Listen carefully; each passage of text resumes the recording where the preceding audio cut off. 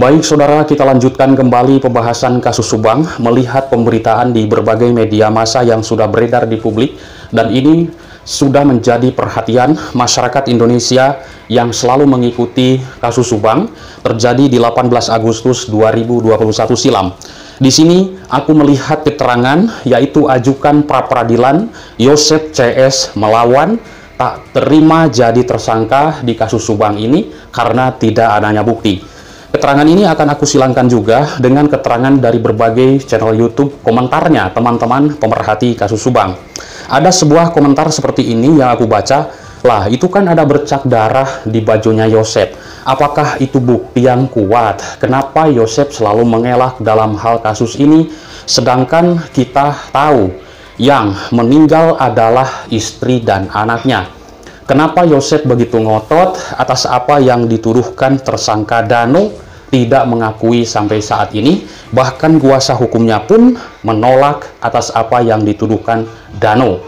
Baik, teman-teman, ini komentar teman-teman yang sangat luar biasa yang aku ambil dari channel-channel YouTube yang membahas kasus Subang ini, karena aku rajin sekali membaca komentarnya di berbagai media juga ya. Kita sama-sama sharing-sharing dalam membahas kasus Subang ini. Saya pun tidak so tahu dalam membahas kasus ini berdasarkan dari berbagai media dan juga turun ke lapangan mencari info penting. Seperti itu. Baik, tim pengacara Yosep Hidayah CS akan mengajukan pra-peradilan terkait penetapan tersangka Yosep dan kerabatnya oleh pihak penyidik Polda Jabar. Nah, ini nanti akan mengajukan pra-peradilan. Kenapa ya kok seperti itu mengajukan pra-peradilan? Sedangkan komentar teman-teman di seluruh tanah air, lah ini kan yang meninggal istri dan anaknya. Kalau memang benar-benar Pak Yosep yakin dirinya sendiri tidak terlibat, hanya difitnah oleh tersangka Dano, kenapa kalau misalkan Pak Yosep dugaannya tahu, sebutkan saja pelaku yang sebenarnya. Masa sih tidak tahu? Itu komentar publik ya. Aku menemukan sudah kurangkum ada dua komentar teman-teman ya. Oke, luar biasa menarik. Oke, langkah ini dilakukan karena tak terima menurut keterangan kuasa hukumnya, kliennya ditetapkan sebagai tersangka di kasus pembunuhan Ibu Tuti dan Amel di Jalan Cagak pada 18 Agustus 2021 lalu.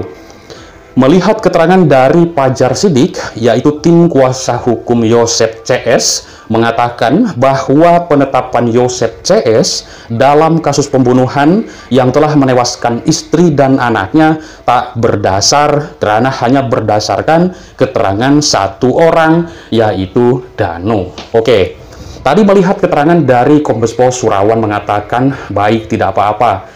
Mereka menyangkal atas apa yang dituduhkan Dano, tapi kami tim kepolisian tidak serta-merta juga, yaitu dari pengakuan Dano, keterangan Dano. Tapi kami mempunyai bukti-bukti yang kuat untuk menjerat mereka berempat ini di kasus Subang.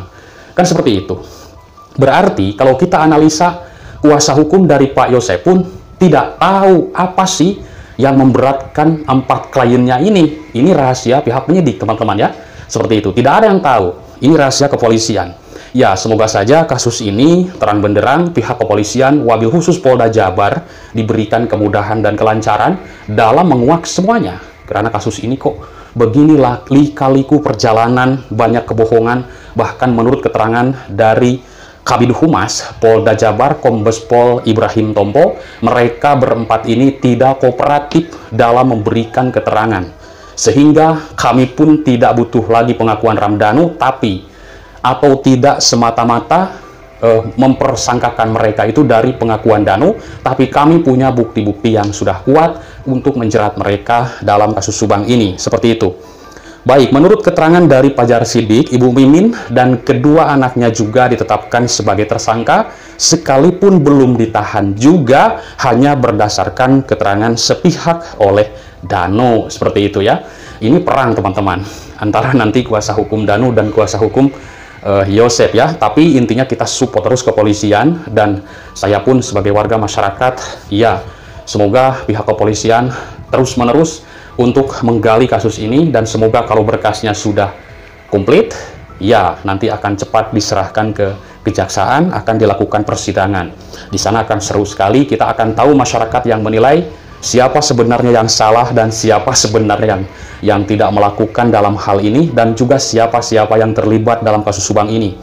Hingga saat ini, menurut Fajar Sidik, pihak penyidik Polda Jabar belum mampu menunjukkan minimal 2 alat bukti yang kuat untuk menetapkan tersangka kepada 4 kliennya. Lah, tadi sudah dikatakan oleh Dirkrimum Polda Jabar Kombes Pol Surawan sudah punya bukti-bukti yang akan menguatkan kepada 4 tersangka ini. Kita tidak tahu, teman-teman. Berarti kalau menurut keterangan ini analisaku sendiri ya. Nanti teman-teman pun bisa menganalisis. Kalau keterangan seperti ini, hingga saat ini, ungkap Fajar Sidik, pihak penyidik Polda Jabar belum mampu menunjukkan minimal 2 alat bukti. Berarti tidak tahu apa yang memberatkan kliennya. Itu kan tidak semata-mata dari keterangan Danu, teman-teman. Ya, nanti teman-teman pun bisa menganalisis kembali. Ya, barangkali saya salah. Nanti teman-teman silakan berkomentar. Apa sih maksud dan tujuan dari statement seperti ini? Pihak penyidik belum menunjukkan kedua bukti yang kuat sebagai dasar penetapan 4 klien kami, kecuali bukti sepihak dari keterangan tersangka Danu menurut keterangan dari Pak Fajar Sidik. Fajar Sidik juga menyebutkan bahwa hasil prarekonstruksi banyak yang tidak sesuai dengan keterangan Danu.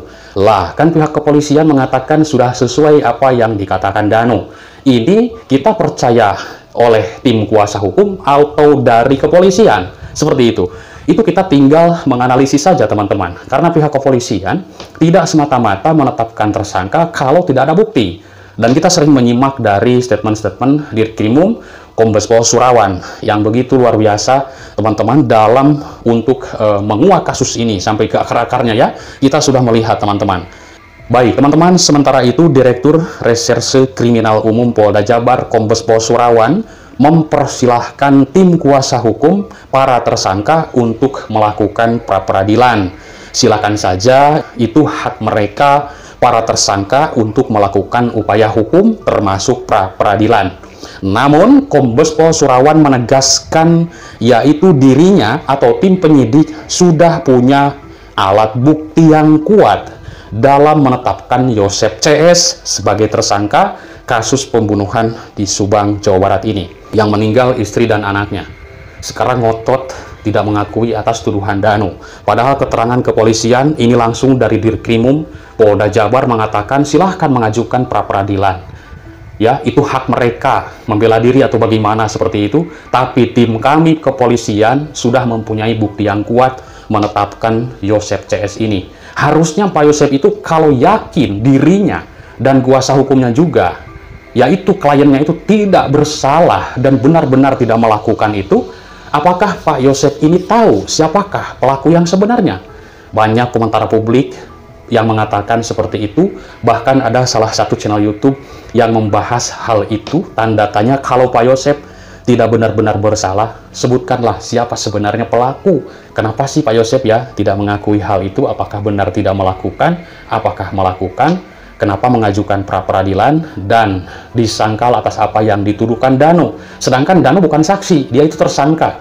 Tersangka ya otomatis menyebutkan, inilah mungkin gua dan CS gua nih melakukan hal itu, si A, si B, si C ya disebutkan. Kan seperti itu. Kalau saksi, pastilah ditelusuri kembali oleh pihak kepolisian, tidak ditahan. Danu kan mengaku tersangka. Dan disuruh oleh Pak Yosep seperti itu ya. Oke, penyelidikan kasus pembunuhan di Subang, Jawa Barat ini saat ini sudah dalam proses menuju rekonstruksi, bukan pra lagi, yang rencananya akan digelar minggu depan atau minggu ketiga November 2023. Oke, teman-teman semangat terus dalam meng-up kasus Subang ini. Aku membaca komentar-komentar miring, ada juga yang menyerangku. Oke, biarin saja lah. Namanya juga publik menilai tajam kasus ini, sudah geram dengan kasus ini. Aku tadi membaca ada yang bilang goblok juga ya, tapi nggak apa-apa, seperti itu. Bebas dengan saya bilang apapun, yang penting intinya kasus Subang ini terungkap seperti itu. Tapi kalau melihat komentar, ada yang menyerang saya, ada juga yang membela, ada juga menyerang, wah ramai pokoknya ya. Aku melihat komentar itu, tadi ketawa gitu kan, wih mantap kali nih, berarti benar-benar publik ini geram dengan kasus Subang ini, seperti itu ya. Luar biasa, udah hajar libas semuanya, kita bahas semuanya, silakan bebas berkomentar denganku, apapun itu ya. Oke, baik, terima kasih teman-teman, salam sehat untuk semuanya, bye-bye.